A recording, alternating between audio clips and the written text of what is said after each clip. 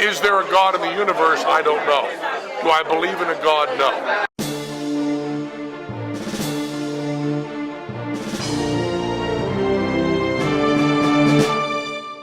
Hello UofT and welcome to another amazing episode of UTTV News. Guess who's visited UofT this past Sunday? Penn Jillette. And for those of you who probably don't know, he's a famous American illusionist, comedian, musician, actor, businessman, and best-selling book author. Since the 1990s, well known for shows like Penn and Teller Bullshit. Is there anything that man doesn't do? Anyway, he's been to UofT and introduced his latest book, Every Day is an Atheist Holiday. And while doing that, he delivered a 1-hour speech on atheism, and I just wanted to show you guys the most interesting moments and ask what you think about them. Enjoy! There is no God. Simple, declarative, true sentence. One of the things that we end up doing when we're defending atheism is we end up talking about morality. We end up talking about how can someone be moral without God? How can someone be moral without a supreme being looking over them for reward and punishment? They're always talking about that morality, and can we have it without God?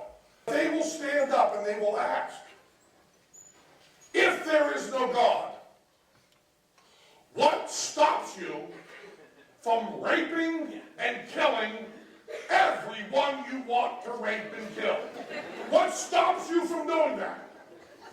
And my answer is always, you're absolutely right. I have raped and killed every single person I want to rape and kill. And that number is 0! You evil motherfucker! It's 0! It's a goose egg! And if your number is a positive integer, sign up for prison! Get the fuck out of our society! Because morality is more important than God. And we know that because you stupid motherfuckers say the sentence, God is good. And if morality is not more important than God, you don't get to say that. It doesn't mean anything. Unless there's some good that we believe in, some morality, then you can't say God is good. Then you just say God, whatever he does is okay. And according to the Bible, it kind of is. He does everything bad. And then Phil Plait went to one of the TAM conferences a bunch of years ago. He did a speech called Don't Be a Dick. He did a speech where he said that people should talk to other people a certain way to try to convince them, to try to welcome them in, and to try to get them to change their minds. I hate that so much. I hate so much the lack of respect and the lack of love for humanity to think that there are techniques to win friends and influence people. You should not be hostile and aggressive and insulting unless you're feeling hostile and aggressive and insulting.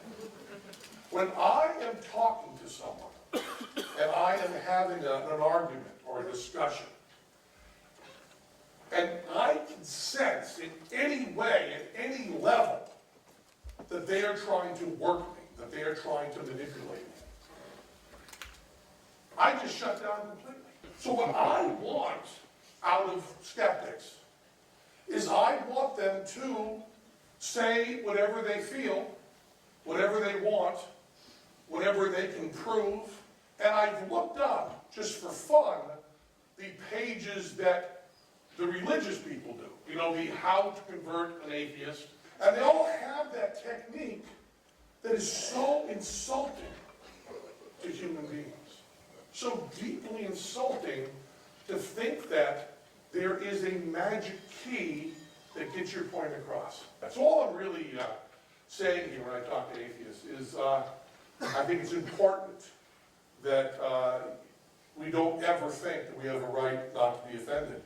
And that if we're feeling and living and enjoying our lives, we should be insulted and challenged and offended all the time. When someone says to me they're thinking of exploring atheism, what should they do? I say read the Bible. Start at Genesis and read all the way through to that Revelations acid trip. And at the end of that, I think you're an atheist. I am completely done with religion at the time that God says to Abraham, kill your son, and then says, just kidding.